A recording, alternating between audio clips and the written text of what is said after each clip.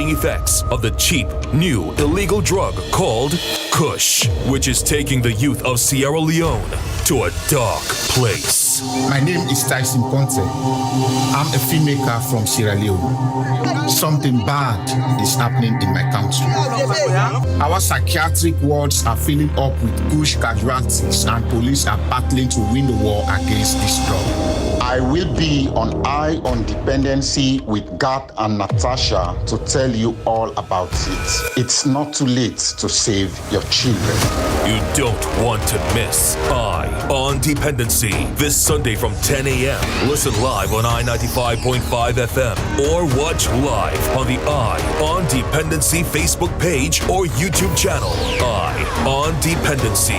We don't just share stories. We change lives. Eye on Dependency with Garth and Natasha. Reality radio at its best, where every life is a biography. Sundays at 10 a.m. and exclusively on I-95.5 FM. And streamed live on the Eye on Dependency Facebook page and YouTube channel.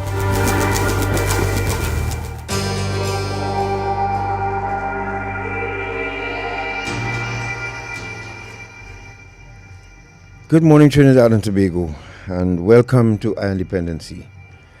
As usual, right here on I-95.5 FM, live on our Eye on Dependency Facebook page and YouTube channel. That's EYE on Dependency. Good morning, Natasha. Good morning, Gus. Good morning, Trinidad and Tobago. We have a very, very interesting program for you this morning, and we are linking up with a young man from the continent, from as far away as Sierra Leone, but we will introduce him shortly. Folks, we want to issue a trigger warning here this morning. Yes. I may sound a little down and waking up to some news this morning as we continue, or people continue to facilitate crime in Trinidad and Tobago. And I use the word facilitate because it seems as there are certain groups of people in Trinidad and Tobago who don't care about how we look and how we sound and the vibe that they're leaving or contributing to Trinidad and Tobago. Independency started because I felt that way. I called Natasha from Brooklyn on a payphone and I said to her, we need to do something. I need to do something. I need to come back home and try and help Trinidad and Tobago understand the issues of substance abuse. And Natasha said yes, and that was 20 years ago. This year we celebrate 20 years of our independency. Have we made any sense? Have we, as much as we have tried? Or would just this independency be just another talk show on national radio? The only one of its kind, mind you, in the Caribbean, because we were told that when we visited England one time. And this is why the BBC did not hesitate to agree to hook up with us to bring you this special feature. And I want to thank Andy Bell for this. And I'll tell you more about that later on when we speak with Mr. Tyson Conteh. Kush is in Trinidad and Tobago. In what form? Because we see things happening here, and sometimes I wonder. It may be called something else, but... But what you're about to see and hear this morning will once again, we hope, put you in a frame of mind to understand that our children, they are not in a safe space right now. And we're seeing behaviors and actions that speaks to something, some people would even say spiritual. But remember, these chemicals, that's why some of them are called spirits. And the late night walkers and people who do things in darkness invoke a type of spirit. And Tyson saw it with his people too in Sierra Leone. So this morning, we are going to delve deep into a situation that we've seen people walking naked here already. We've seen people strip their clothes and walk naked and wonder why. We've never heard why. And that's our problem. So Tyson decided, just like us here, to find out why. Just yesterday, he sent us a video of someone in Sierra Leone who took Kush. And we're going to start with that before we take the break. And in case you didn't see it, we may show it again. But Kush started destroying his people. But the irony is that even yesterday, a mother called me and said that she took her son to St. Anne's again. Trinidad and Tobago, we have a problem. And we are not trying to be alarmists because we've been here before. We tried to warn Tobago, they told us to mind our business. Look where Tobago has reached today. Again, Natasha and I issue a trigger, what we call a trigger warning. You may hear and see some things here this morning that will shock you. But we promised you reality radio. And this is what we're going to bring you this morning, reality radio. Hello. And of course, Facebook and YouTube, social media. It's time we go for the jugular and then try to figure out now how to bury this. But we must go for the jugular. So we make no apologies for what you're going to see here this morning. But please be advised that it is distressing video. Some of what you're going to see can be distressing. So please be advised of that. But we have to do it. Because when we started the Dependency, we were actually beaten on our calves for raising the fact that there are drugs in our school. And we were admonished for it. And you know what? We congratulate drugs for winning the war on drugs. Hello. Without further ado, Hinkson, please go to clip A. Those of you who are listening, again, parental discretion and viewer discretion is advised. It's Sunday morning. What did you just pray for? Go ahead, short man.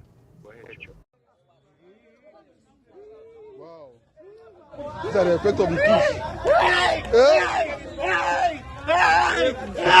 This happened the day before. This happened on Wednesday. This is a young man.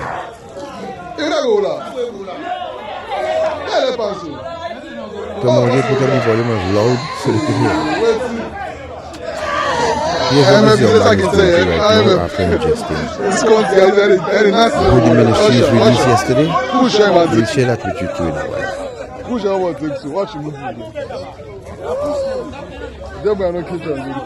What we see here, or what you're listening to here, and those of you on radio, is a young man who had just ingested Kush. And this is the reaction from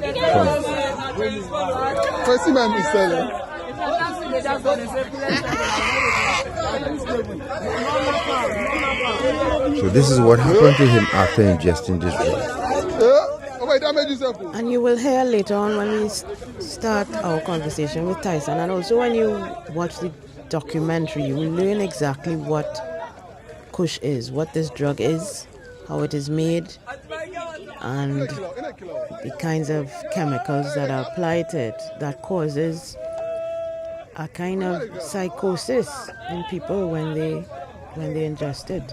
When we spoke about codeine and lean in school, yep, we were chastised for that as well. So what to do? Keep it a secret and hope it don't hit us? Or as the saying goes, when your neighbor house on fire, is to wet yours. You all decide, you know. You all decide. But I know you're hearing it in my voice. I am getting tired. And this is not an isolated occurrence either. At least in Sierra Leone. as far as we understand from Tyson and the work that he has done. This is not an isolated incident. This is rather widespread, and especially among young people. So call your children, call your neighbor, call your friend, call whoever you think needs to see this documentary here this morning. When we return from this break, we'll introduce to you Mr. Tyson Conteh, filmmaker, journalist from Sierra Leone. All courtesy the BBC. Andy, if you're listening, God bless you. Thank you so much. You thanked us for showcasing or giving the BBC a platform. We thank you for allowing us on the BBC's platform. Yep. We'll be back. Thank you for calling the Counter-Trafficking Unit of Trinidad and Tobago. How may I help you? The Trinidad and Tobago's Counter-Trafficking Unit, also called the CTU, was established through an Act of Parliament, the Trafficking in Persons Act, Chapter 1210, or the TIPS Act. We are a specialized, multidimensional, civilian-led agency under the Ministry of National Security, responsible for the daily operations of the counter-trafficking response of the government of Trinidad and Tobago.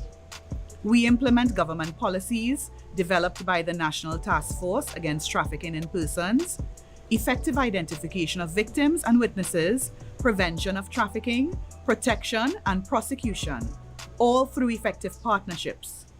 We also operate a toll-free, anonymous hotline, 800-4288 for CTU, where the public can report possible cases of human trafficking.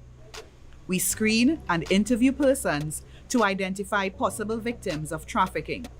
We refer identified victims to appropriate agencies for support and care. Specially trained, positively vetted police officers working in the CTU gather evidence, investigate, and prosecute human trafficking cases. In keeping with our public education mandate, we also deliver training to our many stakeholders and partners. We collaborate with local, regional, and international organizations, NGOs, churches, and faith-based organizations to educate and warn the public on how to recognize human trafficking. We are the Counter-Trafficking Unit of the Ministry of National Security, Trinidad and Tobago, safeguarding human life. Some of us like to play games of chance, but remember, gaming should be fun, so don't get carried away. Play for a prize, but don't pay the price. Play for fun, but never for keeps. Play smart, but never play all. Winning isn't everything. If you or someone you know needs help, call our gambling addiction hotlines. Rebirth House 24-hour hotline 466-3146 or Serenity Place Empowerment Center for Women 794-7980. An initiative of NLCB and Eye on Dependency.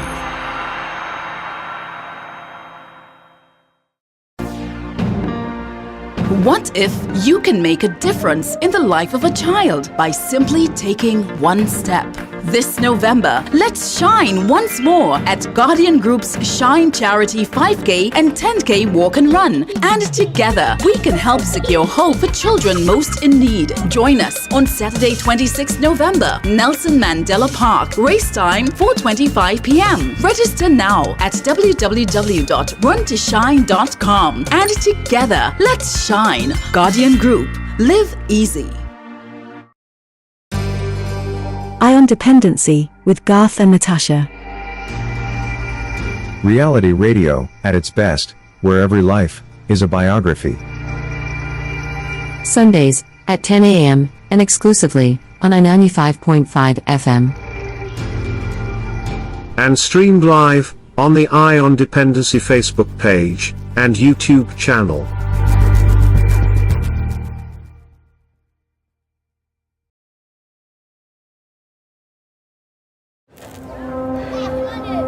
Kush. Draw one. Outside the OP, the ASOL OP wing. Now live with A new illegal drug.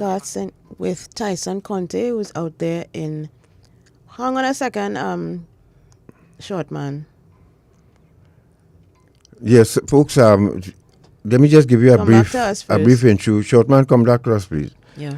A founder and director of Future View Media Center, a local film organization making films and training young filmmakers and fostering the growth of the local media, community development, and good governance advocate.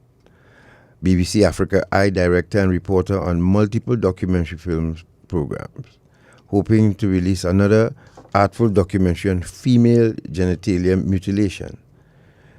And that's in November of this year. Leading a future video media center implemented project on national voters registration education campaign supported by the Catholic Agency of Overseas Development in the just concluded national voter registration for June 2023 national elections. Ladies and gentlemen, we welcome to Trinidad and Tobago Mr. Tyson Conteh. Tyson, good morning to you. Good morning. Good morning to you and good morning to all listeners. And we thank and you viewers. for giving us, thank you very much for giving us the opportunity. No, Tyson is out there in Sierra Leone, folks, and he's trying his best to split his schedule with us this morning, and we really appreciate it. So at least for the next hour, we will have Tyson in our company. And after we're going to show this documentary. But Tyson, again, welcome. A bit about what made you decide to do this documentary on your youth in Sierra Leone.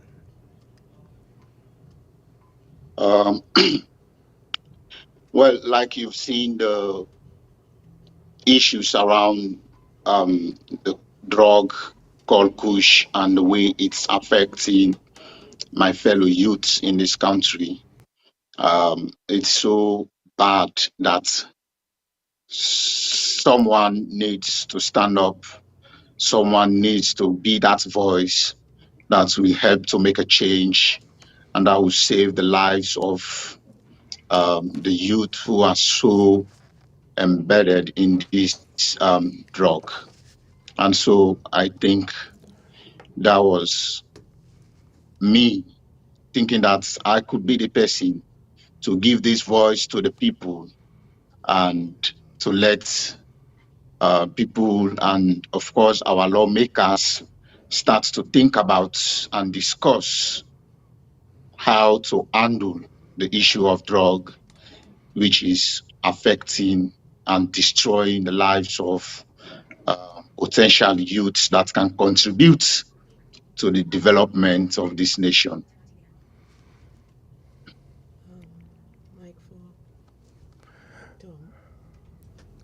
Yes, so Tyson, thanks again for joining us, and I mean, very laudable objectives you have there. But tell us a little bit, briefly, about your country. I'm sure that most people would have heard of Sierra Leone. We know it's on the west coast of Africa, but what is into context for us? What is Sierra Leone like? Oh, wow. Sierra Leone is a beautiful country. It's a very historical place in West Africa. And I would like to say, in this part of the world, the first formal education was based and concentrated in Sierra Leone. We have the first university in the west part of this region. And Sierra Leone is a multicultural country. And one of the key things I am so proud of to be a Sierra Leonean is the fact that Sierra Leone is a place where you can find the most religious, tolerant people all around the world, which is a very, very, very important thing because we've seen a lot of nations having issues within the country and cross-country with people fighting to be the bigger religion or to dominate the people. Sierra Leone has enjoyed and is enjoying the most. I think that is the only thing I believe we can agree together as Sierra Leoneans when it's come to religious tolerance. It's a beautiful place. We love strangers. It's only in Sierra Leone that you had the indigenous people can tell you we love strangers more than we love our fellow Sierra Leoneans. That is how much we love strangers. Yes, so of course we have had some bad experiences with the 11 years brutal war, which ended in 2001. And then we had to go through the crisis of the Ebola outbreak in 2014, which also devastated the nation. And of course, we also suffer, like many other countries around the world, the coronavirus outbreak in a few years ago. So that's all has put our country in a place where we kind of struggle to try and maintain or keep steady our economy, because we've been having one atrocities to the other. I think even before the coronavirus, we also suffered the mudslide in Freetown, which killed many hundreds of people in late 2018, I think. So that is Sierra Leone. But yes, it's a beautiful place. It's a place that all tourists will like. It's a place that people love to come because we are welcoming. We like strangers, like I said before. And of course, we have a lot of minerals that people do mine here, like diamond, gold, bauxite, rutile, iron ore, and this is all in the same place. Of course, we are a very small country in the size of landscape, but I think we are very rich in minerals, and that is one thing we've always been praying for as youths of this country, to make the maximum use of it and let the people of the country realize it. We are getting there, and we are happy with it. This is if we go open this door, we may never get to show this documentary because here how many minerals you just call out there, right? Yep. And still there's an unemployment problem and there's a drug problem that seemed, and the place looks very, I mean, if you don't mind me saying this, what you showed in this documentary is a very dirty place, and in that part of the Sierra Leone. And of the capital city. I mean, come on. But Tyson, let's not go there because, as I said, we would not. Folks, if you're just joining us, you're listening to Dependency. We're about to show you a documentary on Kush by the filmmaker. We have him here himself. We got permission from the BBC to show you this. And we want you to see, we have Kush here in different forms too as well. And called by different names. Called by different names. Somebody asked a question on Facebook about Kush that is actual marijuana, cannabis that is called Kush. Kush is a strain of marijuana in many places, but it has the word Kush has come to represent different things, and in this case, the Kush that is being referred to in this documentary is not cannabis. But hear what they have here too. You will hear one of the pushers here explain about the grass that they take and spray with chemicals. Now, people, you can bury your heads in the sand.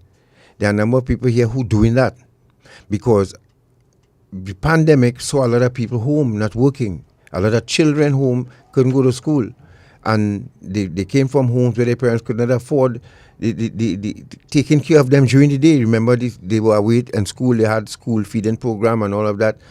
Some children go to school just for the food. And when they couldn't get that, they had to find ways to live. There's a competition, there's a serious turf war going on in Trinidad and Tobago right now. So let's not belabor that. If you don't want to believe what you see and hear here now, it's up to you. But if you're just joining us, we are about to start. So Shortman, get ready. We're about to start this first part of the documentary. Tyson is with us. We look at this part. If you learn anything, thank God. We just warn you, it's going to be graphic. And if you have any questions, please type them in the chat. And this documentary is split into two parts, so you can type in your questions or comments, and when we take a break after the first part and come back with Tyson, he will answer your questions or respond to your comments. And remember, you can join us on I on Dependency, that's EYE on Dependency on Facebook, or YouTube channel of the same name. And while you're there on YouTube as well, please like and subscribe so that we have a target that we're aiming for. Remember, we're celebrating 20th anniversary this year. So let's aim for that target of let's start with 2,000. Once you're here this morning, please remember to like, subscribe, and click on that bell. And you can also share the program. You're about to learn a lesson here this morning. Let's go.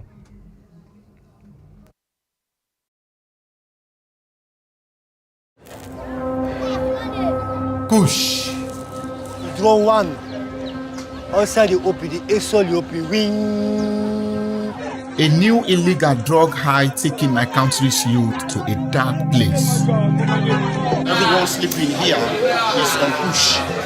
Everyone, the young generation. Don't get so nice. I know the bad word. But there are so many lows. Young people driven mad. Young people killing themselves. Young people harming themselves and others. I smoke and I 8 people at home, them left me over the cause murder. Our psychiatric wards are filling up with Kush casualties, and police are battling to win the war against this drug. So let us do that. All Kush. So this morning we are going to say no to it. We don't want it in this school. We don't want it around us. But with Kush spreading like wildfire, with ever younger users being exposed to it, how can my country win the war against this drug?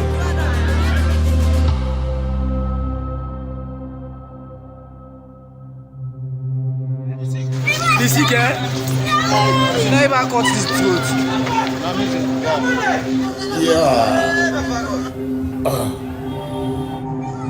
My name is Tyson Conteh. I'm a filmmaker from Sierra Leone. Don't hold on, please. Log go to the hospital quick. Log go now, yeah? Something bad is happening in my country. Yeah?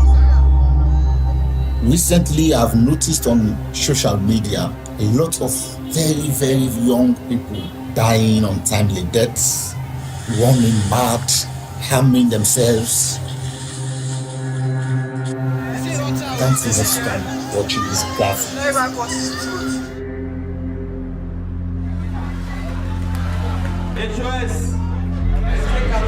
I hear these horrors are being caused by a cheap new illegal high which has swept across Sierra Leone over the last 18 months.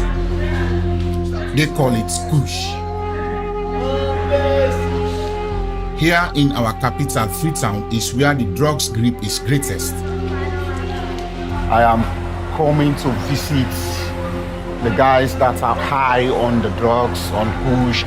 Here is a place called Bombay Market. This is a giant market during the day, but in the night it's also a home to many of these young people who are living on the street, and this Kush has just pushed them further into the drains. Kush has become king, overtaking more expensive street drugs like tramadol. Everyone sleeping here is on Kush. Everyone, the young generation. All you smoke Kush. Because you always see man that can sleep, say around the 2 o'clock. The same man they grab now. And some I get 3. I get 2, I get 3.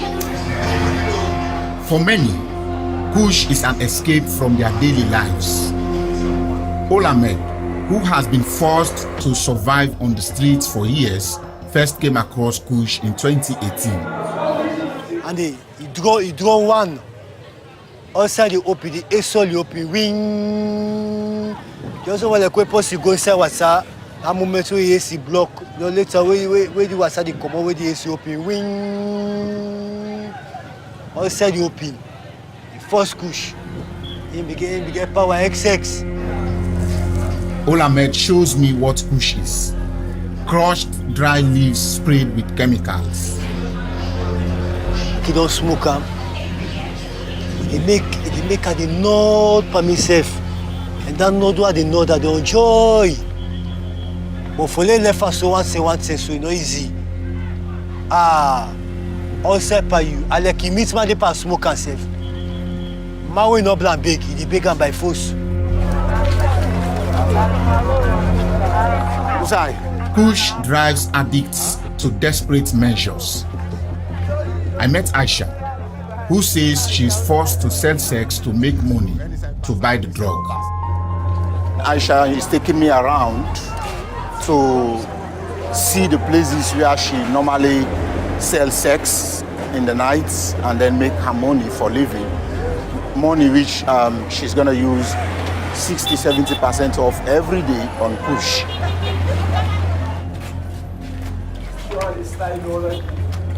Yana waiting.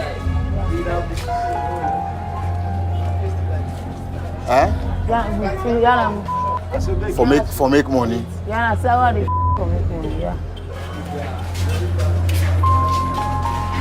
When they go family, they smoke first. What they smoke? I dey I know I shouldn't body. I like self on about put I dey brush on all. I go send me the go. As with Olamed, Aisha says Kush takes her to a happier place. I don't get so nice. I know the bad word. The Kush is so bad. So I can get a lot of men. It makes me, no matter what the number, but a Kush high is only a brief state of mind. My way. This is a young lady Smoking it speaking with Tyson here, folks. So I have to narrate a little bit for you. I feel sweet. I enjoy the engagement. The engagement is so high. I think it's nice when you ask her about Kush. Don't die being broke. I'm in the mad world, she says. Yeah. Yes. We will all be there, but they take drugs. Yes.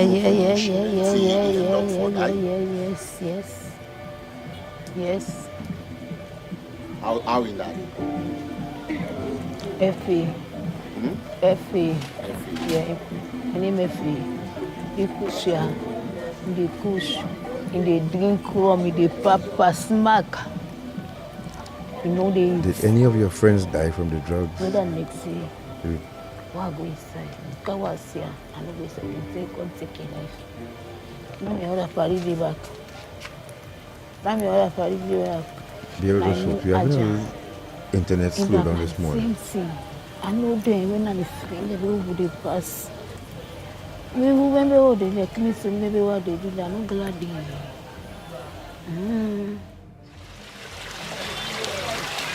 The next morning, I discovered the spot Aisha sells sex to pay for her Kush habits is an open soa. Desperate young Kush addicts search through raw sewage, hoping to find something they can sell to survive. Smoking Kush is an escape from this life. I set my eyes on it's her. I could not believe my eyes. It's better God took her life. I've seen pampers, I've seen pads that are used by women all running through the gutter, and those guys are still playing with all those things, finding bigger 30,000 euros per day. It's not even enough for you to have happy with this life. So what they do is use 5,000 and eat whatever you can, and then they smoke the rest, just so they forget about their frustrations, their suffering. We have to sit back and look as a nation what can be done to improve the lives of these guys. One of those sifting through sewage is Tyndem. What did they pull out? So what did they do to them? This is an iron there. Iron there, now they pull out the first silver, gold. Anyone I mix up no more. Now they pull through. Only my friend is survivor.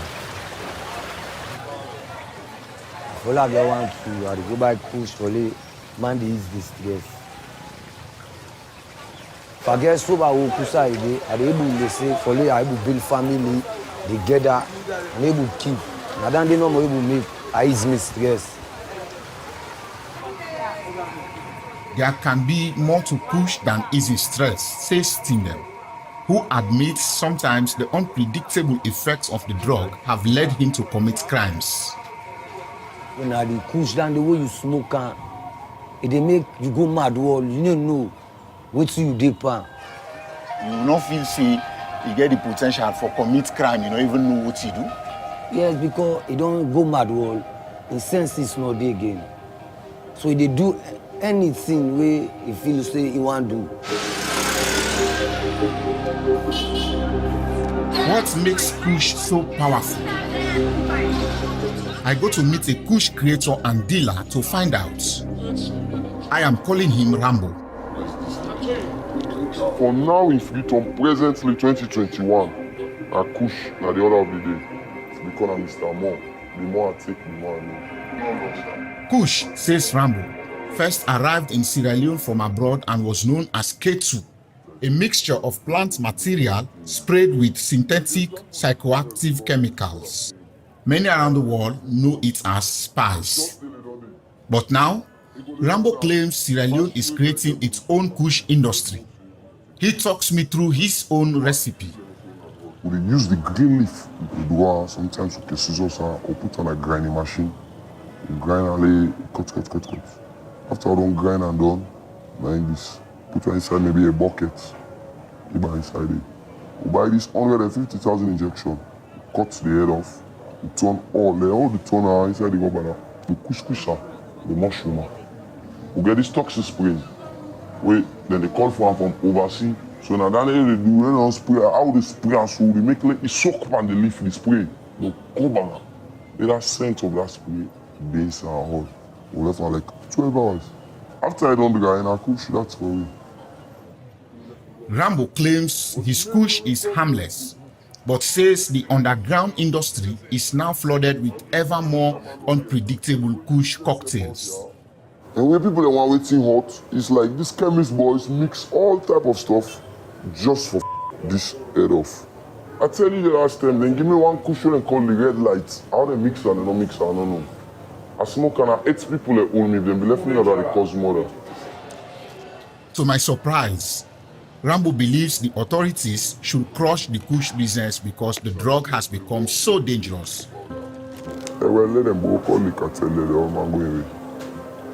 You know, because we want the world to know, yeah, we suffer from this stuff, you know.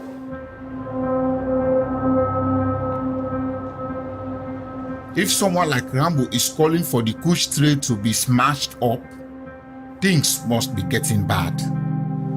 But then, I already had grave concerns about Kush. Kush is not just a street drug, an escape from poverty. Young people all around me smoke it. It is why I wanted to make this film. Right, so that was part 1 of Kush into the Mad World. We have a couple of comments on YouTube, so we'll share that with you now. Nicole says, my community held an event a week ago. After years of fear, a young man became incensed because everyone was so happy. He wanted to end the happiness. It ended in him stabbing another young man who luckily was able to fend off the stabs to his chest. The violent young man is a known weed smoker and is always believing people are laughing at him. Many young men in my community are going to St. Anne's now. There you go, folks. So it's clearly not weed that he's smoking. We're not making this up. I'm sorry to disappoint some of you. And we have, if you're just joining us, and if you're having problems on Facebook, you can join us on Dependency on YouTube, right? And the radio audience, we are concerned that you may not be able to understand or what is being said. So if you're having any issues with that, let us know when we open the lines, please. Yes, and also we're going to take a break. I'm kind of thrown here because there are a lot of things. There's so much to unpack, Trinidad and Tobago. And Ulrich Murray, after our guest leaves, I will deal with you. I'll let our fans and friends know what your problem is. But before as an adult, you know, I'll give them the opportunity to tell us if we're right or we're wrong. All right? Before we go to the break, let me just bring in Tyson here for a second. Tyson, you filmed this documentary in the capital city, Freetown. Could you tell us about where the persons who are using Kush, where exactly are they in the capital? And I mean, we see the conditions that they live in, but give us a little context on where they are? Well, you know, like any other city, most of the people dealing on drugs can be found in the slum areas, in the neglected communities or surroundings of the city, because this is where they feel safe. This is where they think they can do the drugs, and it is not always the case that police will visit, you know. So this is where you find them, and that's Freetown is not isolated in this sense, you know. Most of the people I worked with on this film are found in the slum areas of the city, and yeah, that's for me. I think that's just natural. That's just the place you find them, in the corners of the city or the slum areas, you know. Right, but it's not as if it's still Freetown. Yes, but it's not as if these are the only group of people that the Kush phenomenon is affecting. No, I would say the Kush phenomenon is cut across. You have people in offices smoking Kush. You have elite people in society, you think, smoke Kush. It's just that maybe because of the life they are living, maybe because of their responsibilities, they tend to manage it in a way that it doesn't take them out of their way, as it is doing to these youth who are idle, who don't have jobs, who are frustrated, who only can find their peace in, you know, putting some substance into their body or in their minds and make them feel like, you know, that is what we want to make us feel comfortable. But the truth is, Kush is cut across, and I will tell you that a lot of people, when I was making this film, I found some people in uniform from the security sectors that were on Kush, and I filmed them, but I didn't put that into the final film because I also want to be safe, you know. Yes. Yes, I was just going to ask about that in terms of the making of the documentary. Did you feel unsafe at any point, or did you have any issues surrounding your safety and security while filming? Well, actually, while filming, many times I felt unsafe, especially when I go out in the night. I've been attacked, and multiple times in the night, by those so-called 5-0s who thinks they control like the places that you film. They are heading these areas, and they, you know, you have to go through a lot of process to film with them, to let them get access. They can give you access in the day, and when you come in the night, they will say, no, you cannot film here. Oh, no, earlier on we said yes, now we said no, you know, so you have to go and come back. It's kind of like a hustle. You have to be patient to let these people actually give you the access that you need. And I was lucky to get that access. All right, so folks, let's go to a break quickly. And when we return, you'll get part 2 of Kush into the Mad World. We have Tyson Conteh with us all the way from Sierra Leone. And as they saying, when your neighbor house on fire, it's to wet yours. But right now, and I'm sorry that we don't have that kind of open-mindedness in Trinidad and Tobago. We could hear about Sierra Leone's and the amount of young people in their mental institutions. We have a number of young people here in mental institutions and in places that I can't even speak about here in Trinidad on air. But we do. All of them below the ages of 25, or most of them. Let's go to a break. We'll be back with part 2 of Kush into the Mad World. Stay right there. What if you can make a difference in the life of a child by simply taking one step? This November, let's shine once more at Guardian Group's Shine Charity 5K and 10K Walk and Run. And together, we can help secure hope for children most in need. Join us on Saturday, 26th November, Nelson Mandela Park. Race time 4:25 p.m. Register now at www.runtoshine.com. And together, let's shine. Guardian Group. Live easy. Listen now, I has noticed something out. Them new people are them up the road there. Where's that? Girl, the man that he passing up and down in front of here with a set of woman. I really noticed some woman living there, you know. And they can't even say as much as good morning. Well, listen now, I wonder if it's human trafficking. You think it's that? So, how can you spot and identify perpetrators and victims of trafficking? Many victims are found living and working together in the same place and sleep in shared and inappropriate spaces. Victims work excessively long hours. They often sleep in the daytime and work long nights. They are often escorted everywhere they go and may appear to be malnourished. They may show signs of physical abuse, drug and alcohol use, and may also appear withdrawn, fearful, or intimidated.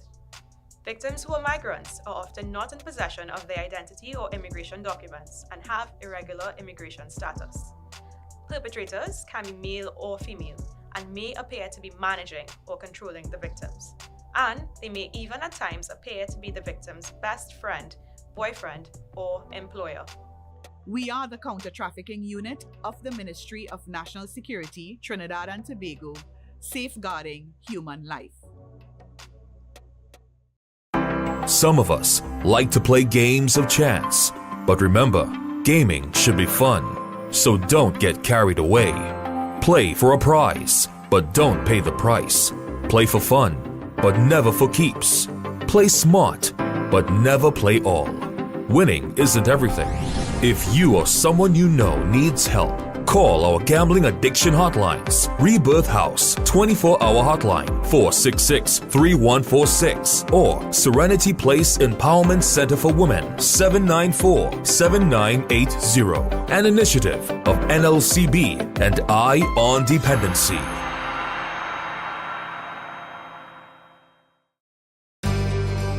Eye on Dependency with Garth and Natasha. Reality radio, at its best, where every life is a biography. Sundays at 10 a.m. and exclusively on 95.5 FM. And streamed live on the Eye on Dependency Facebook page and YouTube channel. With us, folks, and remember, if you, because it seemed that the internet giving a little trouble, if you're getting problems on Facebook, remember you could always join us on YouTube on EYEON Dependency. Let's go to part 2 of this eye-opening documentary, and this is for all of you, the people of Trinidad and Tobago, those who find favor with us and even those who don't. We love you still. This is a public service we're doing here. Our children are in trouble. Let's go. Kush is not just a street drug, an escape from poverty. Young people all around me smoke it. It is why I wanted to make this film. The people I know that are smoking Kush are more than the people I know that don't smoke Kush. And if it is this popular among people that you think they come from homes, you can imagine how popular it is on the streets. Our one psychiatric hospital is feeling the impact. Last year, a new drug rehab ward was opened and its beds have been filled by Kush victims. Later part now, it almost of this recent drug we don't carry the country in the Kush.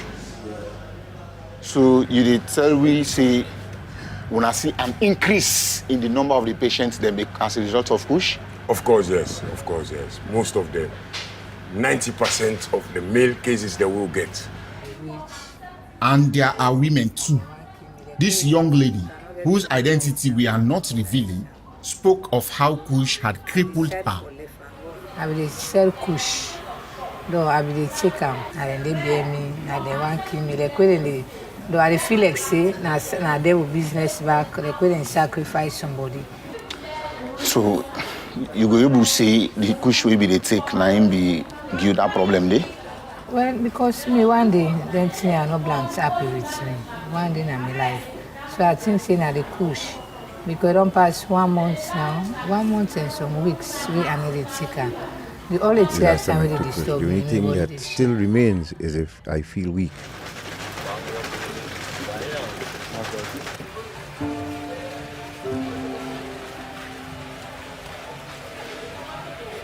Kush has increased the number of mad people we are having in this country, an increase which is so alarming.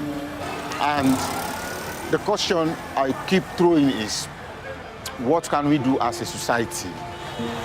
What can we do as a nation? These are young people, energetic, physically fit youth that really has the potential to be whatever they want to be. They are destroyed, they are crippled by this substance called Kush. The Sierra Leone Police's Transnational Organized Crime Unit, or TOCU, are responsible for cracking down on drug trafficking.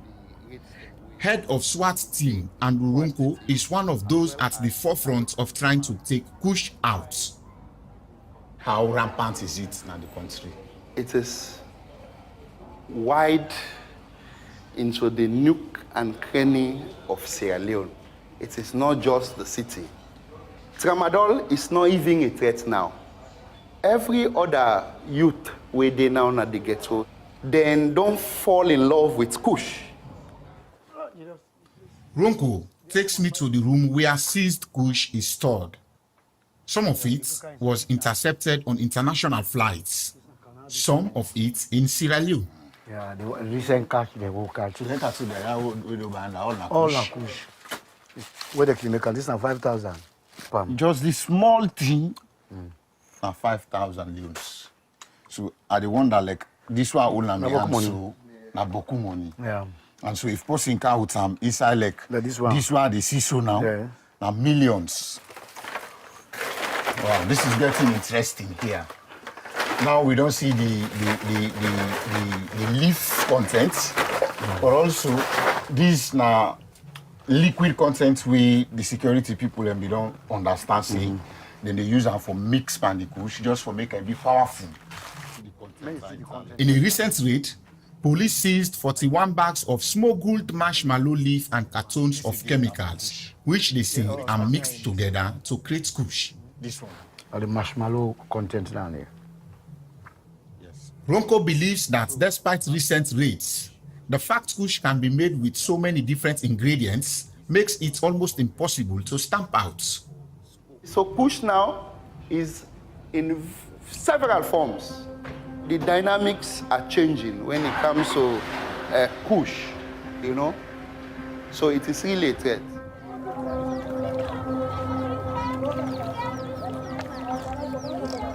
With police facing an uphill battle to beat Kush, we need all the help we can get. Meet Ibrahim Cargo. We don't care for condemn anybody or this community. We care for doing it for raise awareness. Known to everyone as PRO, Cargo is Public Relations Officer for the National Drug Law Enforcement Agency, set up in 2008 to investigate drugs as well as to help drug users kick the habits. We get for look at the effect of waiting when somebody take harmful substance to the person. How it affect you as an individual? How it go affect this community? How it go affect the nation? We go talk about that. I am glad to see that Aisha and Tindem, who I had met earlier, are here. But presently, the number one drug when they above all the other one who don't call so, I Kush they tap now. No idea. A former police officer, PRO believes Kush cannot be tackled through law enforcement alone. Most times, we look at the punitive side. Fine. Not so. But what about the preventive side of it? We go stop young people with potentials not involving themselves, not getting themselves hooked to them things and again. Back at his office, I discovered Piero has a strong passion and motivation for helping young people beat drugs. His 16-year-old son is in the grip of addiction and has run away from home. We have this challenge as a family that he's on drugs. That one I will not shy away from. He has been on it, and we have been, as a family, we have been doing our best to see how we can help him out of this situation. So it's over 6 months now he has not been with us. We are doing our best as parents, as a family. Everybody in the family is concerned and we are worried. Piero's story is a stark reminder drugs like Kush can enter the homes of anyone. Olamed's life has been ruined by drugs. He wants to change, and Piero is trying to help him. I want to say to you, it's possible. It is possible for you come out and separate yourself completely and live a life way different. Then one day they don't step, don't step. Why they appear? The guy they watch me first. Then say, hey, Pierre, how do we watch you? Say, Pierre, we get patient so for go slow. They came out someone there soon. No, put yourself in a possible. It could have been me. It could have been any other person.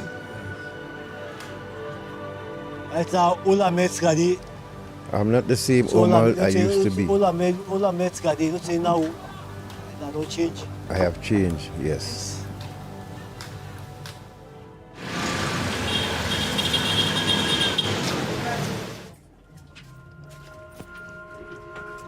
Dura, you wear uniform? Have you got your uniform?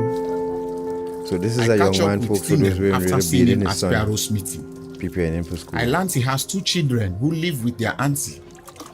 Their mother is no longer around. He tries to see them every day. I can't miss me picking them back. I thank God that my kids are healthy. I come to clean them up and get them ready for school. About that, because I feel happy about that. I don't see them in other day. I was with them today. Inspired by Piero's talk, Tindem says he has now realized his love for his children must triumph over Kush. He's determined to break his habits for their sake.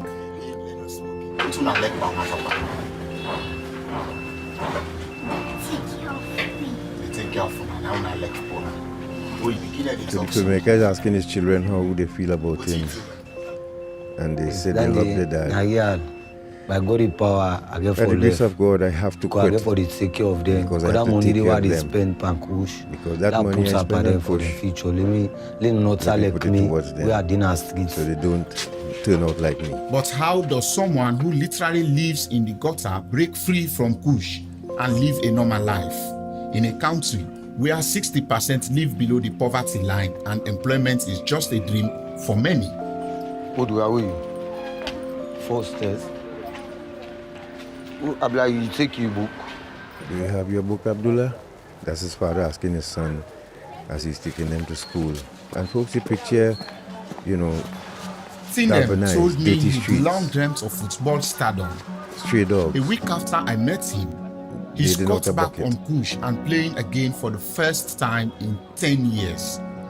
Already, something is changing for the better. He is talented.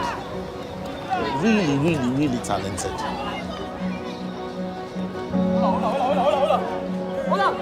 I can't help but wonder how many people like Tindem started life with big dreams, only to lose them to the mad world of Kush and other drugs. Because we lose these young and energetic population, the youth of this nation, the one that we were able for work and develop this country tomorrow, all into the drains.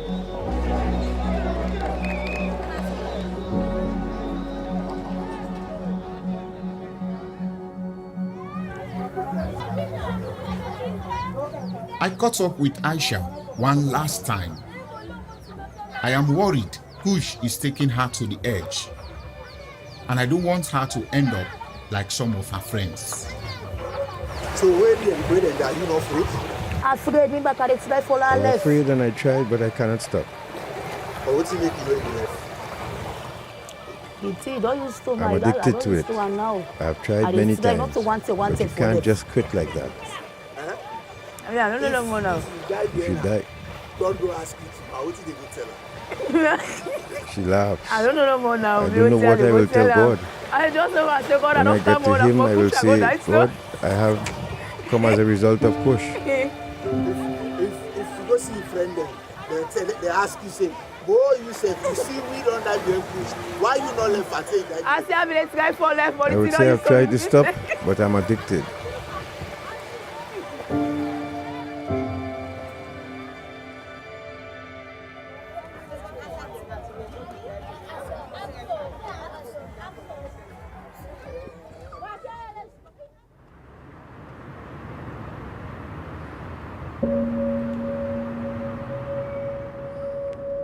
How many more young people are lining up to be like Aisha? What can we do to stop the next generation falling victim to Kush? People like Piero are crucial to winning the battle, but it feels like we need hundreds, maybe thousands of people like him. Why do young people abuse drugs? Yes, I've seen a hand there. Somebody said depression. Let's clap for him. I see it as an opportunity to do the best I can. Perhaps going the extra mile to see how to help these ones, because I always take into consideration that I have a son who is also going through the same the same thing. And now the most prevalent, the one that is common, it is what? K-U-S-H, Kush. Let's say it together. K-U-S-H, Kush. So this morning we are going to say no to it. We don't want it in this school. We don't want it around us. But if all of us can stand up together and say, yes, it is affecting our families, affecting our kids, I think the better for all of us. Drugs have, for many here, been an escape from the trauma of poverty and other disasters. The unrelenting march of Kush threatens to consume our young people with no pity, placing them in a cruel, mad world. People like Olamed, Tindem, and Aisha are trying to escape. They and the youth of this country deserve something better. I hope they get it.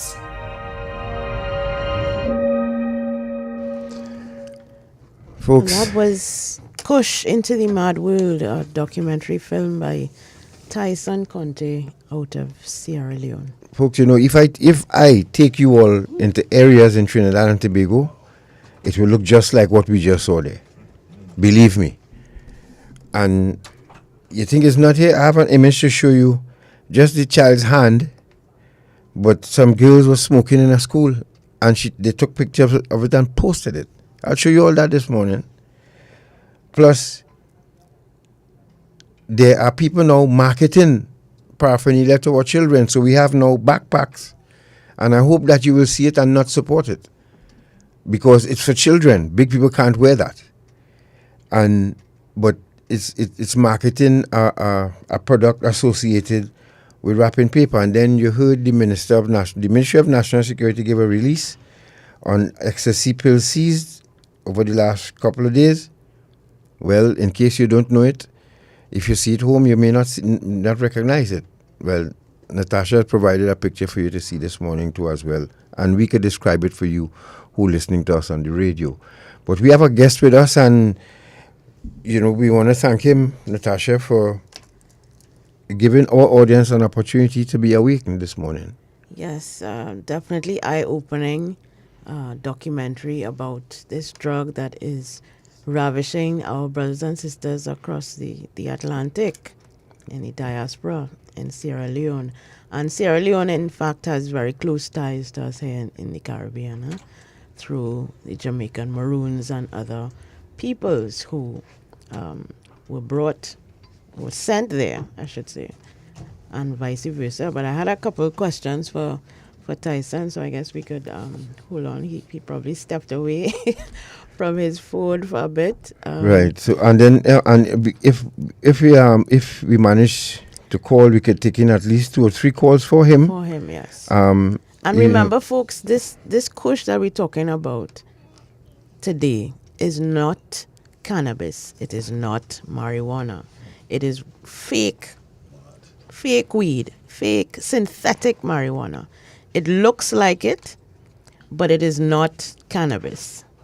I think we need to make that clear. They have co-opted the strain of marijuana that is called Kush, because this substance, which is just any old leaf and soaked in chemicals, they have co-opted the name Kush to sort of, I guess, associate it with cannabis or marijuana, but it is not that. And I see Tyson is back. And if Natasha has a drug block 2 blocks away from here, from my own, then and competing with me, then I would want to up my game by strengthening my product. Yep, correct. And some of these guys using chemicals now, so that when people smoke it, they end up in St. Anne's. With the actual marijuana, they're doing that. Yes. We have heard that you heard that last week from Professor Hutchinson. Okay, so we're not making this up, people. We're not making this up. But Tyson, what was the response that you got in your country to this documentary film?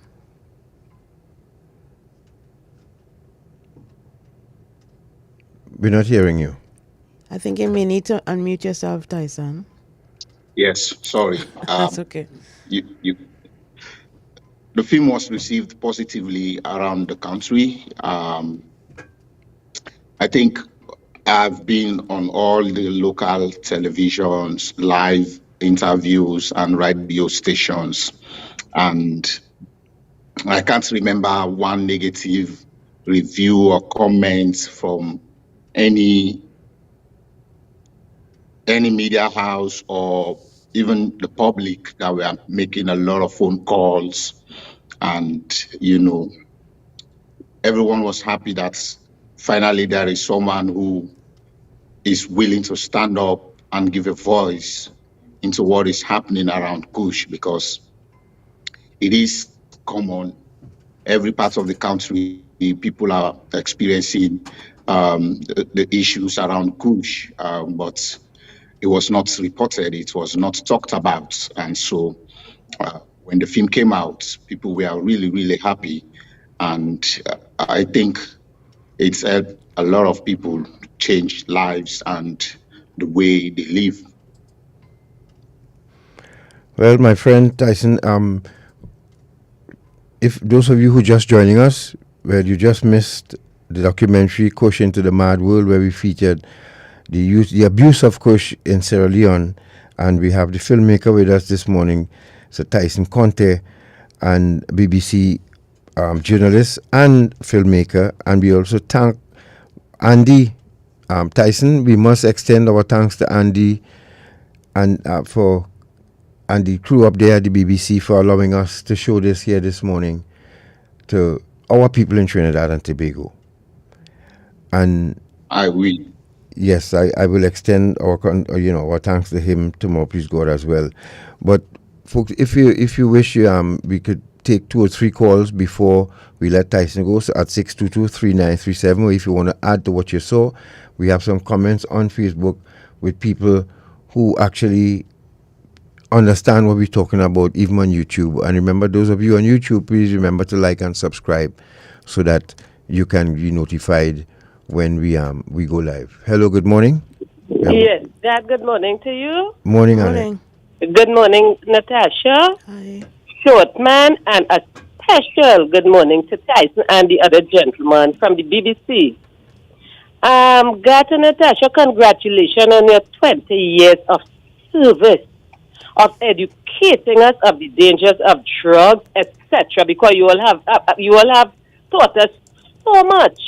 And Tyson, I'm praying for you that God would guide you, and He would continue guiding and guiding you to bring out what is going on there in your country to us in the outer world. Because no one, to me, most countries in the world have not escaped the plague of drugs, illegal drugs. So I just want to say thanks to all of you, and I'm here listening and watching it on my TV. Thank you all. All right, Anna, thank you very much. Okay. Somebody just said, a friend of mine keeps telling me about a deadly scent and grinding coming from the neighbors next door. I never knew that this existed here in Trinidad and Tobago. Oh, yeah. Well, I'm sure, I mean, it is being imported, but I'm sure people who want to make money, as you know, the drug business is all about money, right?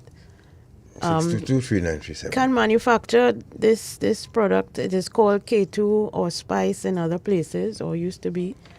Can manufacture this very easily, you know, and sell it. People and people who want to make fast money will resort to doing this. Yep. And they will sell it to their own people and watch their own people suffer and die in front of them. You know, we have a program coming up with 2 former pushers, people who I bought drugs from, and decided to stop selling drugs. And they will tell you why. When they saw what crack cocaine especially was doing to their own people, they felt moved enough to stop selling and tried something else for a living. Hello, good morning. Good morning. Good morning. Morning, so go ahead quickly. Good morning, sir. Morning. Gara Natasha. Morning. I must commend you all for the work you are doing in trying to educate us, other people. But sometimes there are so many whys I want to answer. So many whys, so many questions. Why? Yeah. Why do governments allow drugs to come in the country? Do they benefit from that? No. Do they benefit from drugs coming into the country?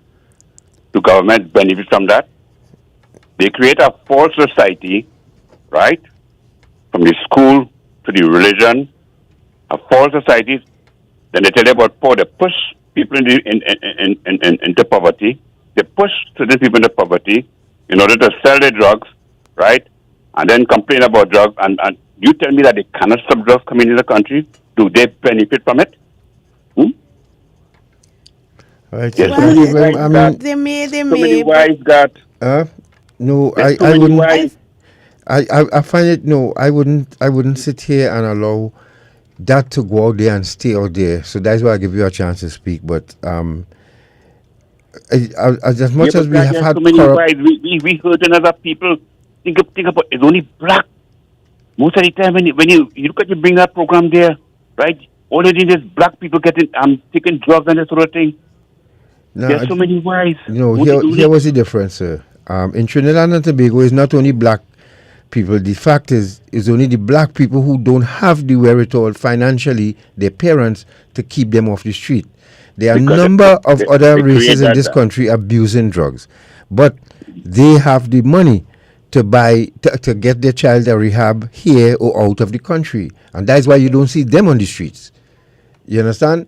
But again, it is. I think it is more a symptom of the situation that people live in and find themselves in terms of poverty. That is a major contributor to people not being able to cope and looking for ways. That is one of the reasons why people use drugs in the first place, to cope. And then to say the government allowing drugs, I wouldn't support that, because no government. If we have corrupt officials behind the scenes, then we have corrupt officials behind the scenes. They have them in all countries. They found presidents with cocaine on their private jets.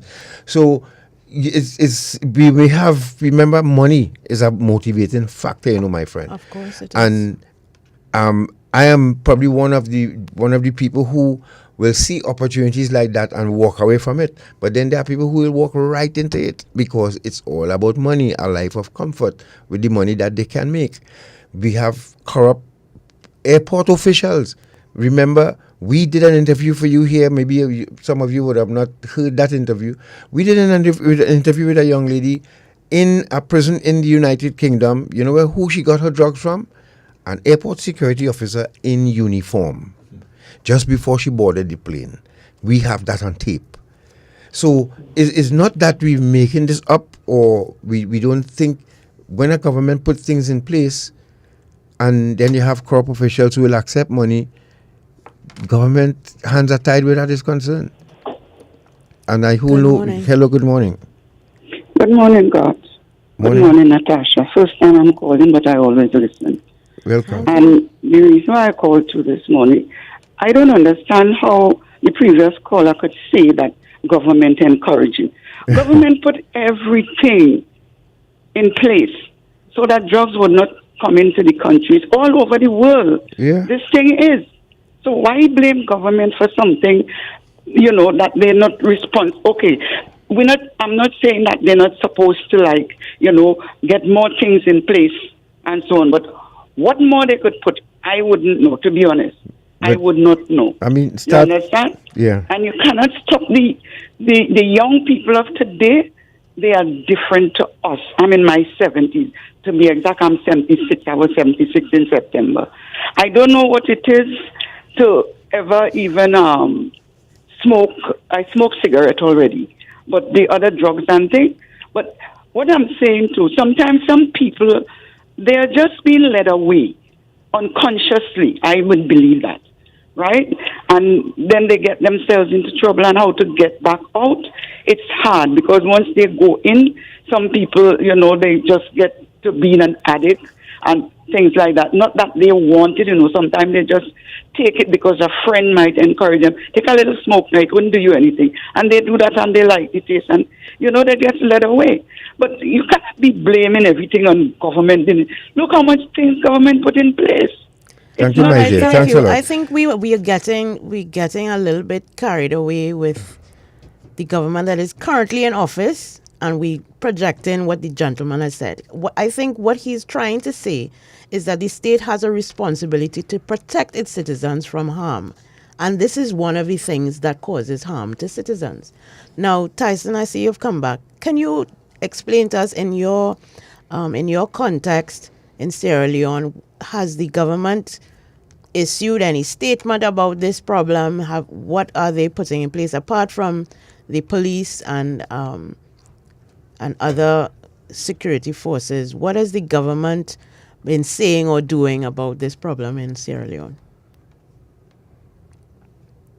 Well, I think what the government has been doing is just, strengthening security and trying to crack down on the drugs cartels and make arrests.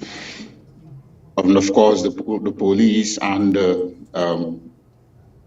unit responsible for drugs in the country called TOKU are well aware of the different ways people are manipulating the manufacture of drug. And so that has been ongoing. And also the government has given more resources to the NDLA, which PRO led, to do a lot more sensitization on drugs and Kush, and to see how that can help reduce the number of people into drugs. This is as far as I know. Does the government see drug abuse and addiction as a health issue, or is it more of a law enforcement issue? I would say it's more of a law enforcement issue, because that is the drive they have been taking in trying to combat the issue. All right. Tyson, just stick a pin right there. You see, I want to add to this discussion, this part of the discussion right here. Shortman, put up the image, D, E, and F, right? Put it up. Now, we cannot absolve government or any government from any blame or any responsibility. For instance, what I would like to see is that when a raid is conducted on a warehouse, that raid constitutes arresting the people who brought in the guns and the drugs. You see, opening up more, like closing down a rehab facility like Piparo, I think that instead of closing down these institutions, we should keep them and even add more to it. Because, as indicated, the drugs have increased tenfold in Trinidad and Tobago. And when we were looking at cornering one part of the market, another part was opened up.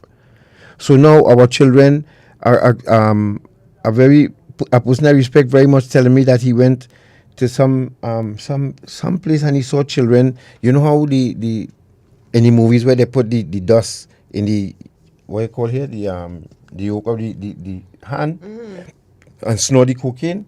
Well, in Trinidad and Tobago, our young people doing that and they calling it sporting, not snorting but sporting. Yes.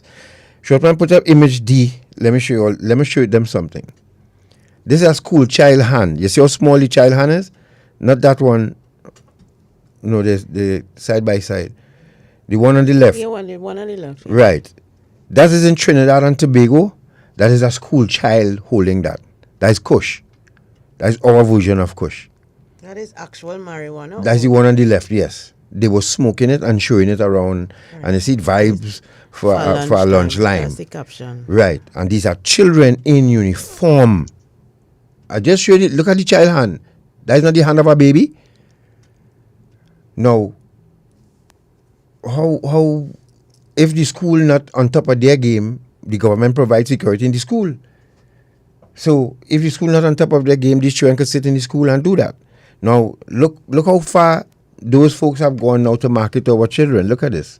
The next image. I don't know how this end up side by side with. No, you did that? Yes, okay. I did. Now go to image E, short man. Image E is what being marketed to our children today. What it has on the backpack there are brands of wrapping paper. So just like the Jan Sport bag would become popular, or that became popular for our children because nobody didn't want to go to school with a Jan Sport bag. Just now these would become popular. And you see the packet there, spice, and that's part of the This is the fake marijuana that we're talking about. That is also marijuana. Called Kush, and as the example you heard this morning. Right. And this is selling in Trinidad and Tobago, I'm sure. Good. And this is being marketed to our children. So just now this will become a fad where every child will want to have this to pose with backpack. And go to school with this backpack. Which is advertising. This advertising online, eh? On Facebook, this advertising. Okay? Yeah. It's a brand of wrapping paper. Right. And this is being marketed to our children because, as I said, it's a backpack. It's a backpack. Right? It's a backpack. Now, go to the next picture of the ecstasy pills now. And this is alongside the release from the Ministry of National Security this yesterday, telling us about the seizure. I hope you all can see it. If you can't, let me just share a bit of the text. Ecstasy pill seized. Ecstasy increases the heart rate and can cause dry mouth, clenched teeth, blurred vision, chills, sweating, or nausea. A release from the ministry on Friday said that as the country prepares for the coming days and weekends with many parties and other events, such as inaugural Tobago Carnival, it wants to alert the public to the availability of these tablets and their deleterious effects. The Ministry of National Security says tests done by the Forensic Science Center revealed that a quantity of pills seized recently contained the chemical compounds for ecstasy as well as other synthetic drugs. These drugs are used alone or combined in mixtures with other new psychoactive substances, make their effects unpredictable from one user to the other. A release from the ministry on Friday said that as the country prepares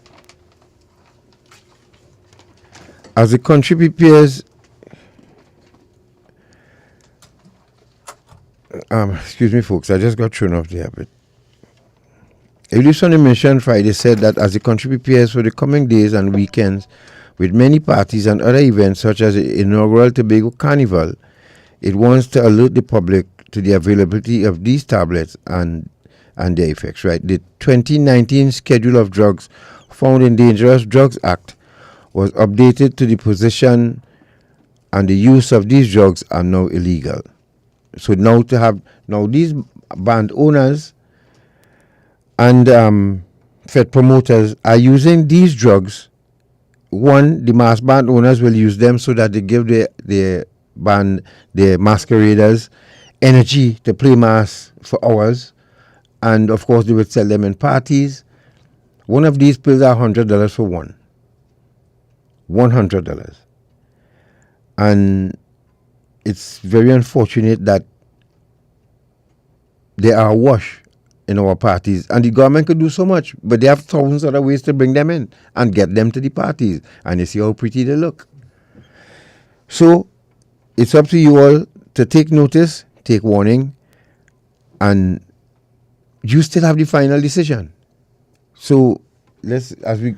I wish that there was more of a education, and not just a press release, but is the ministry or other agencies educating the promoters and the event hosts about these drugs and the harm that they can cause to their patrons and partygoers? Because no fed promoter, no partygoer is reading a press release, right? So how are we preventing the potential harm that could occur at these events? And will the promoters or event hosts be liable if anything happens to anybody? No, I can see promoters even objecting. Let's say the Ministry of National Security decide to call in all promoters before Tobago Carnival begins.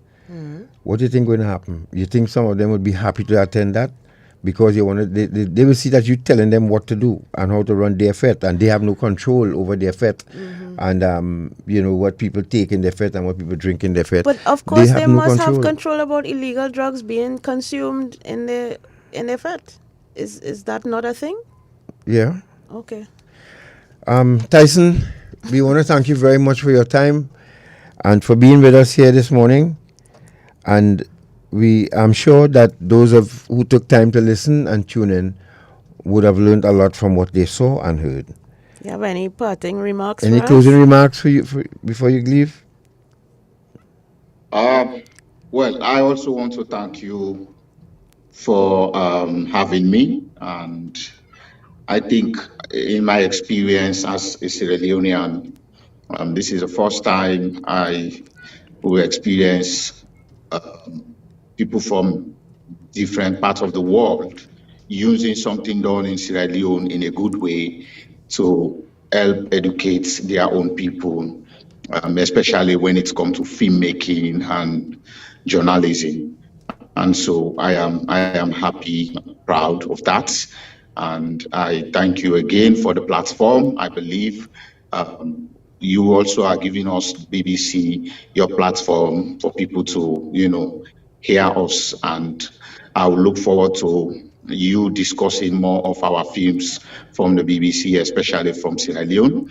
Like I said earlier on my bio, in November, we'll be releasing another film on female genital mutilation that is ongoing in my country, and which is also something that not everybody dares to talk about. And I believe that one also would be a very interesting film for the people of this country and for the world at large. So thank you very much for having me. I really enjoy the company, and I look forward to having more discussions with you in the future. Indeed. Thank you very much, and our best to everyone in Sierra Leone, and we hope to maybe do more exchange or more in-person exchange sometime. You can come to Trinidad and Tobago, and we can come to the mother country.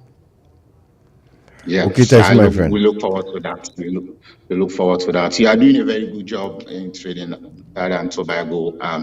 Congratulations on your 20th anniversary. I had someone was saying congratulations to you, so I have to do that before I go. It's a long time, It's a long time doing the same thing, and you must be proud of yourselves. And congratulations. All right, thank you very much. Thank you. And we'll keep in touch. All right, God bless. Take care. Okay, folks, we go to a break. We'll be back.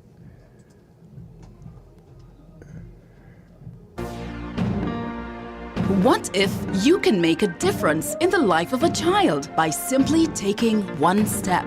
This November, let's shine once more at Guardian Group's Shine Charity 5K and 10K Walk and Run. And together, we can help secure hope for children most in need. Join us on Saturday, 26th November, Nelson Mandela Park. Race time 4:25 p.m. Register now at www.runtoshine.com. And together, let's shine. Guardian Group. Live easy. Some of us like to play games of chance. But remember, gaming should be fun. So don't get carried away. Play for a prize, but don't pay the price. Play for fun, but never for keeps. Play smart, but never play all. Winning isn't everything.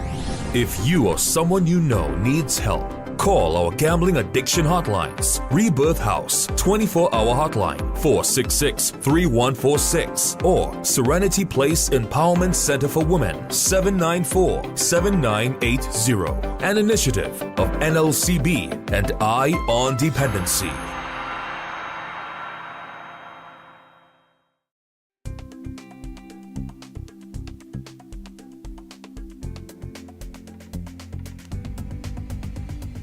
The government of Trinidad and Tobago, through the National Task Force Against Trafficking in Persons, continues to develop and implement effective policies and procedures to prevent and suppress human trafficking.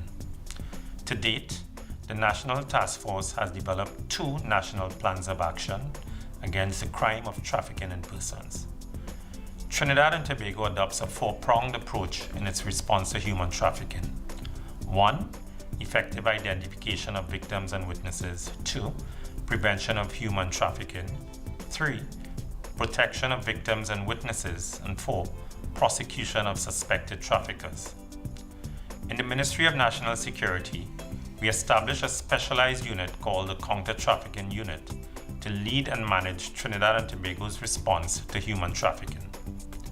The Counter-Trafficking Unit works closely with the Trinidad and Tobago Police Service, the Immigration Division, and international law enforcement agencies to aggressively and proactively investigate and prosecute suspected human traffickers. Human trafficking is a serious crime. Rest assured, the government of Trinidad and Tobago and its agencies remain committed in the fight against human trafficking and will respond with immediate effect when the need arises. We are the Counter-Trafficking Unit of the Ministry of National Security, Trinidad and Tobago, safeguarding human life. Eye on Dependency with Garth and Natasha. Reality radio, at its best, where every life is a biography. Sundays at 10 a.m. and exclusively on 95.5 FM. And streamed live on the Eye on Dependency Facebook page and YouTube channel.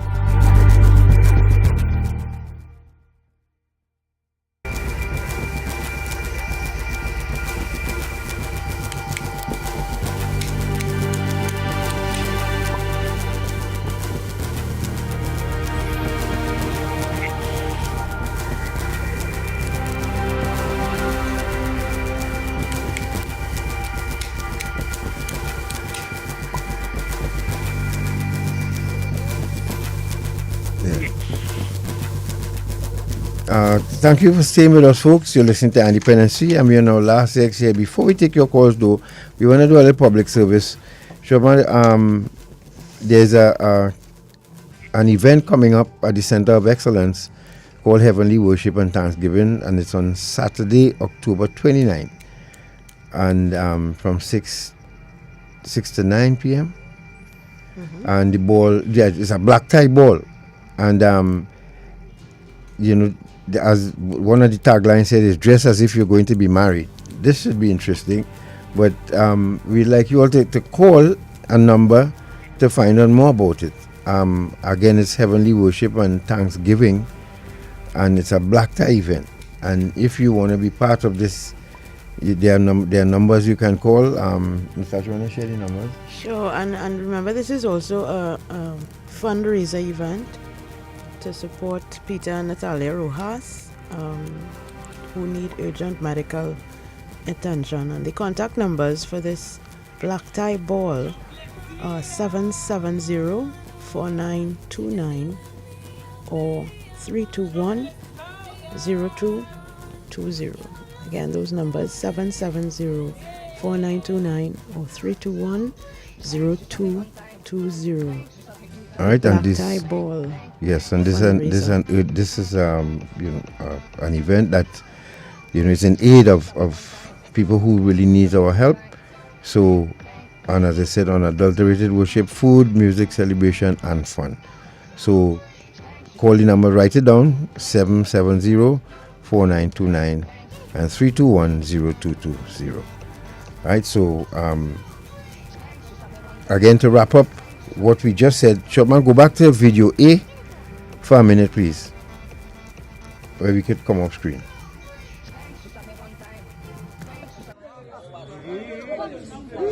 Wow. Bit of Kush.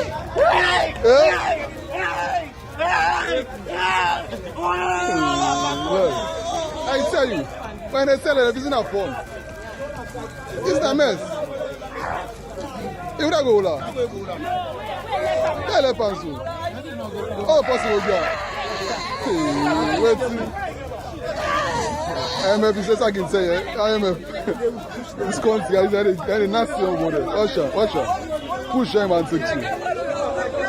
Push him and take two. Watch him move. Them are not kidding. Push them.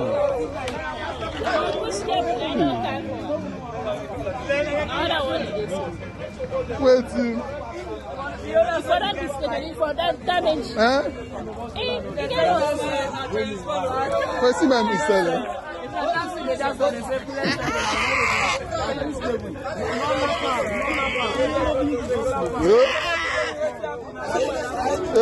Oh my, damage yourself.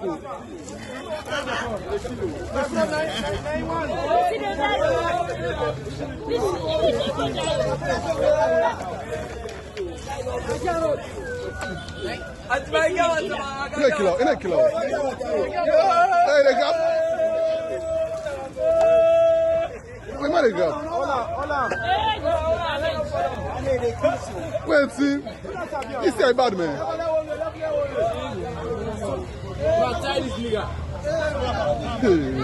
Wait, see. See my chair, eh? What?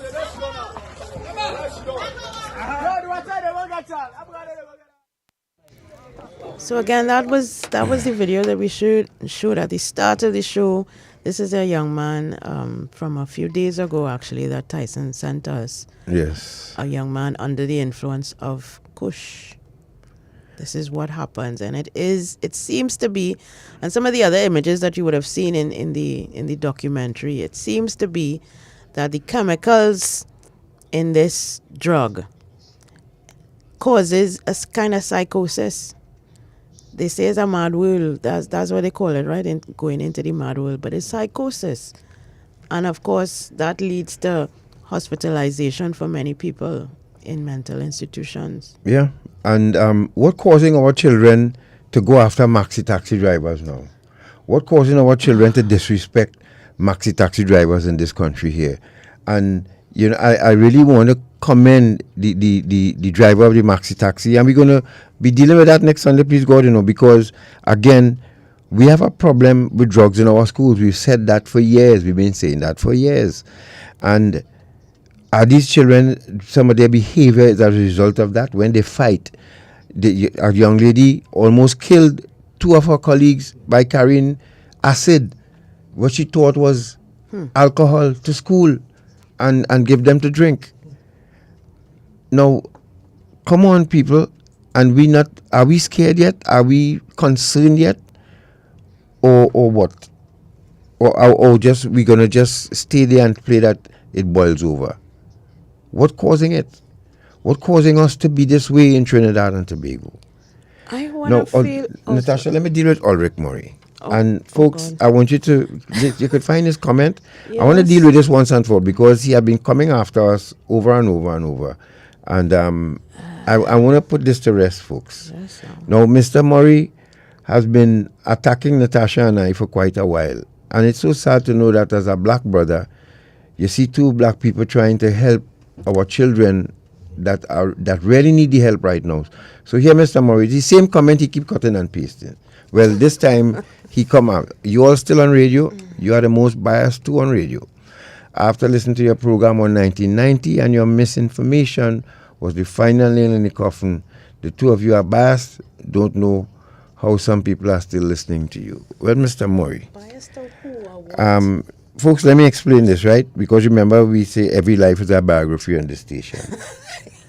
Now, this gentleman had a problem with us curtailing his contribution when we were dealing with Code 727 of the police service, and their role they played in 1990. Now, that was a remembrance program, right? So, the mood would have been different, the context would have been different and everything. Mr. Murray decides to call in to talk about brutality he experienced under the police service or the hands of some police officers. And we calmly told him and simply told him, sir, this is not the forum for that. As a matter of fact, we had the commissioner here 2 Sundays with Ms. Archie. Remember? The commissioner sat on one of those Sundays and took a whole hour, an hour of calls from people of Trinidad and Tobago who felt aggrieved by the officers, their behavior, and what have you. Yet, Mr. Murray did not use that opportunity to call when he had that context and that forum to do so. Instead, he chose to call when we were remembering those who passed on and those who still survived from 1990. That was Code 727. And since then, he has been up in arms. Well, I keep telling him, sir. He's trying to troll, but he's not doing a very good job. Yeah, and it's sad to know that as a brother, and I'm using this brother in inverted commas, that you would continue to try to dissuade us, but you're not going to succeed. And we're still doing this on behalf of the people of Trinidad and Tobago, on behalf of our children, because our children are under threat. We will lose a generation of African people in this country if we continue the way we're going. Whether you want to believe it or whether you like it or not. So you want to fight us or you want to help us fight the war against drug abuse and illicit trafficking and human trafficking? Which one? Pick your struggle. Pick your struggle. Now. Pick a struggle. All right? But we have a bigger problem. But we're not fighting you, sir. But you're not going to get any fight from us. All right? 6223937. Hello, good morning. 6223937. We give you a chance now to call in and talk about what you just heard and your community. How is that going? And what you plan to do in your community to keep drugs out. Remember, Mr. Murray, we putting our lives on the line here too, Mr. Murray. If you don't understand what Natasha and I have been doing for the last 20 years, we putting our lives on the line too, We have been. Good morning. Hi, good morning. Good morning, Natasha. Hi. Lovely Natasha. Good morning, my brother God. Morning. I love you all. Let that gentleman know I'm not the African black person. I am of the other human race. And I love you all. I listen to this program all the time as long as I am home. Gat and Natasha, the devil always attack the human. From in the beginning of time, that is how it was. The devil does attack the human when they're going on your right side. So may the Lord always be with you all, Gat and Natasha. But it hurts to know when your own people want to pull you down. Have a blessed and wonderful time all the time, and you will be loved always. Thank you ever so much. Thank you, sister. Thank you. Just to remind you, ecstasy increases the heart rate and can cause dry mouth, clenched teeth, blurred vision, chills, sweating, and nausea. It can make some users feel anxious, confused, and paranoid, like someone is trying to hurt them or is plotting against them. Ecstasy may damage brain cells that are involved in thinking and memory. Hello, good morning. Hello? Good morning, God. Morning, sir. Good morning, Natasha. Morning. Wonderful program as usual. Now, God, is the question Sierra Leone the same as the question Trinidad? We don't know. And that's what we have to depend on forensics when we have forensics on to tell us. But we don't know really because it could... Sorry. But no, just to add that it also is not marijuana or cannabis. This Kush that is in Sierra Leone that is being described as marijuana-like, it's not actual marijuana. It's synthetic marijuana. Okay. Meaning that it's just dried leaves that are soaked in various chemicals which gives persons the high when they smoke it. Okay, no, I'm satisfied with your answer because I was shown a piece recently and I was wondering but how this thing is so sticky now. But nevertheless, it seems as if its effect is also being felt in Trinidad and Tobago because all over the night you see people up and down look for Kush. So apparently there is something psychotic in the ingredients why people sort of gravitated. But wonderful program. I hope that people who are listening will take heed because it apparently affecting the folks in the land. So nice program. And once more, don't take on those naysayers. You'll continue. Good program. I remember that. Thank you very much. 6223937. Good morning. Very good morning to you all. Morning. I heard it mentioned that the government, whatever with drugs. I don't agree because how much can the government do? That's the first question. There was some leader in an Asian country, I can't remember his name now, that was executing people who sell drugs from the minute they know that you're selling drugs. It sounds like, the Philippines. In the Philippines, right. But, the world cried shame on him and whatnot, and that you don't hear about that anymore. It's only if that's the next stage we must move to, In your own home, you cannot shield your children from the bombardment of all these evil that is out there. In your own home, sometimes you have children and you find one would go astray with these things. So how can just say, well, it's in the hands of the government? That I cannot understand. And we, as the citizens, we sit at home and we know who's dealing with the drugs. We know who's dealing with the guns and the ammunition. We know all these people who are private business people and all this kind of who deal in gun. And what we can't say and do anything about it. But it's easy to point a finger at the government. Yeah, but you see, not cutting you there. You see, to look at this, there's a music that is being promoted now, a beat that's called Afrobeat. That has nothing to do with African music and nothing to do with Afrobeat. That's synthesized kind of a thing. All these things accompany all these drugs that you see that they are making now. Because the beat is such a speed and it's so synthetic, you're not hearing anything of African rhythms in it. And bet your bottom dollar, these things go hand in hand with the synthetic drugs and with the use of drugs. Thank you all so much. It can also make you, it can also lead to muscle breakdown, kidney, liver, and heart damage, seizures, brain swelling, possible brain damage, and death. Folks, you see, from now, between now and what you talking about? Ecstasy. Okay.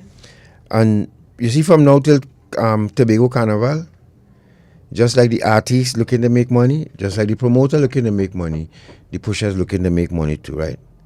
And Carnival is a spirit. It's infectious.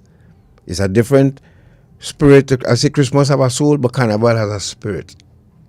And when that spirit takes hold, see, they leave home the night before, and they know they're not coming back home, or you're not seeing them for the next day or two, because they're going by a friend and still by some auntie. Parents, will beware, be careful out there. Good morning. Mr. God, publicity to you and to Miss Natasha. Good morning. Mr. God, you see people when they say you can't blame the government, we are the government. The people itself are the government. And when the ministers and them could come and shout them out and all talk this and all talk that, all of us have to be blamed. You see the man who say and everybody going down on him? That is a hurt person. Each one of us just destroy our very own self by our very own thought. The people in high places, look at the kind of corruption going on in all these government institutions. And when the poor, simple taxpayers, man, going for help, he cannot get it. And this is why we all have to, don't blame the government. Don't do this. We all have to stand up and speak the truth. The day we stop speaking the truth and accepting life, as they say, forgive the evil, and God go, you can't forgive evil overcome now. They killed Jesus Christ for what? For speaking the truth. All right, caller, thank you very much. Hello, good morning. Hello? Yeah, peace and God blessings to you. Same to you, brother. Yeah, God, as a former marijuana user, I want to tell the government and to please reconsider this legalizing of this marijuana. Let me tell you something. I saw some information from Canada about 7 years ago that helped me to make up my mind to stop smoking marijuana. And 3 things I could remember in that pamphlet. One was that it lessens your sperm count, right? It reduces your sperm count. The other one is it affects your hearing, right? And the other one is that it affects your eyesight. That's the reason why your eyes just get red and bloodshot. And I want to tell them that it's never too late to say sorry and to turn the page. I heard a minister say that when they legalize it, that free the herb. Well, I hear and all too. Artists come back and figure and say they're sorry because marijuana, as I know, cigarette led me to smoking marijuana. And the marijuana led me to using a thing they used to call mandrax in Trinidad. In a long time, it was carnival time. I like how you talk about carnival day because it was during carnival time we take the mandrax. I was in Nelson Street and we used to call it the ghetto. You understand what I mean? I go way back. I born in 1946. I was 76 in July one day. I'm telling them marijuana is the gateway to higher drugs. And please, government, hear what I'm telling all you. In the next 10 years, all you go have a set of zombies in this country. You know? Man, woman, and child. You know? All right, caller, thanks. Reconsider. Let me just add to that too. Now, yes, I hear your point, caller. But in other countries have gone that way already. Reason being is that what they how they see it. Okay, if they're gonna find the marijuana anyhow, whether it's legalized or not, right? So what about then if we authorize it and set up shops, and these shops will be regulated, and the drugs constantly tested to make sure that they're selling the right strains of marijuana and doing properly what that's the thought behind it, you know, because no matter what you do. When Human you put it beings are going to use drugs. That's and when you put it on black market, that's why people now could go and put chemicals on bush and sell it to people. Correct. So there's a catch-22, caller. I hear you, but there's a catch-22. Prohibition does not work. Prohibition just causes more dangerous stuff to be out there, and that's the problem. Good morning. Good morning to you, Garth and Natasha. Good morning, ma'am. And happy belated birthday to you, Garth. Thank you very much. You know your sister here is also a Libran. I too celebrated a few days ago. Okay. Belated birthday greetings. Thank you. Anyway, I want to tell you and Natasha, and good morning to Shortman too, that you all are doing a wonderful job in educating the people of TNT. And you know why you do it? For the love of TNT, for the love of Trinidad and Tobago. And there's an old saying, evil will flourish when good men and women sit back and do nothing. To see the young people fall like flies, or end up in the madhouse, or what have you, or ill before them, or they get into criminal activity and not do anything and educate the people and the parents. Parents are abdicating their roles and their responsibilities. Everybody want to pass the buck on to everybody. The teacher, the lawyer, the doctor, the politician, everything except the parents. The children to you are a gift from God, and you are to protect them with your life. You understand? So don't come to blame any one person. We have choices. You know, if you go and tell somebody don't smoke no marijuana, you know, they tell you about their rights, and it's my right, and you can't come and tell me what to do. Everybody has a choice, and with every choice they make, there are consequences. So guys, keep on educating the people. The majority of us out here are supporting you all. Thank you so much. Thank you very much, my dear. I just want to say to some parents too that as I did not just walk away from crack cocaine, right? It wasn't that easy. I had to go through rehabs at least 3 times, and it's a 6-month stint in prison that woke me up because I felt I was more valuable than I was given to the country. I felt that I wasn't built for prison, and I was out. I was out at Trinidad and Tobago, and I called Natasha and I said, let's start a program on radio to educate people and prevent them from walking the road I've walked. But your child cannot stop using drugs if they don't want to. It must be up to them. A rehab center would not take them if they don't want to be there on their own.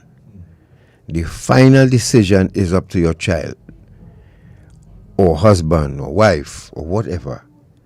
There are those of you hooked on gambling, those of you hooked on alcohol, those of you hooked on porn. And the list goes on and on.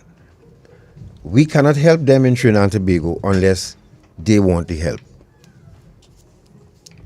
Agreed. And again, just to reinforce the point that the Kush that we were talking about this morning is not cannabis. It is not marijuana. It is a substance that is made from leaves and soaked in chemicals that looks like cannabis. No, because I need to repeat it, yes. But because people won't understand, because there is a genuine strain of cannabis called Kush. Mm-hmm. So this Kush that we're talking about, the fake weed, man-made. Is man-made, correct. Your children learn from you. You're nice, they're nice. You're nasty, they are too.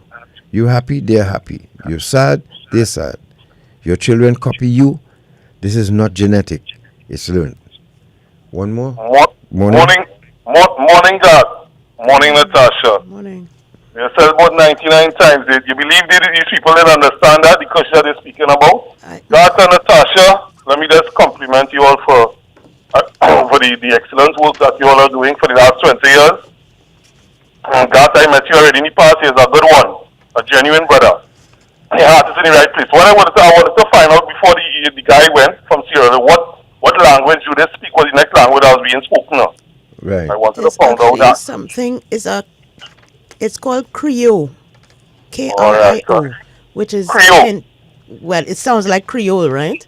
But it sounds a lot like Jamaican patois, and that's because there was a lot of exchange of peoples from Maroons from Jamaica to Sierra Leone. Okay, there's many languages they speak on that continent, so I was just curious about what was the other language I got.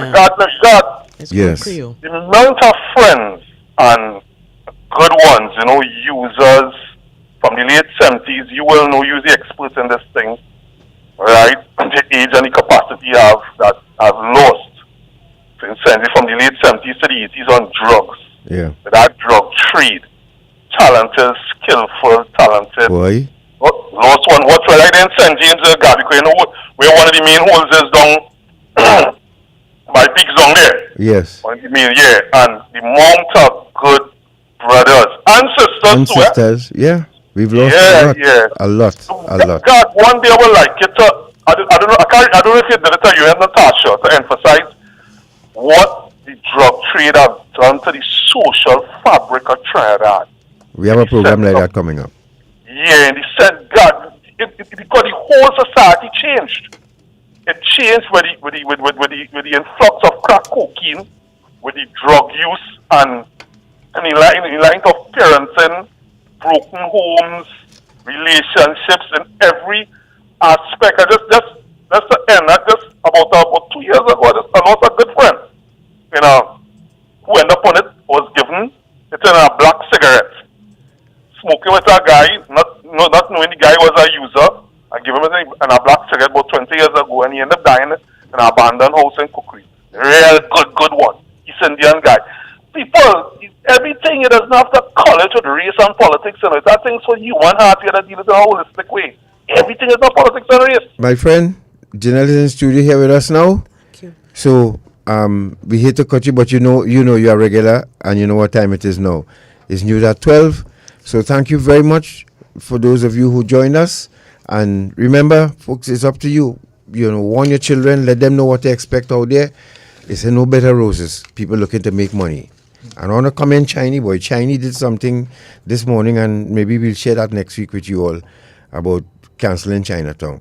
News up next at 12 with Janelle Wilson. Happy Diwali. Happy Diwali. Broadcasting from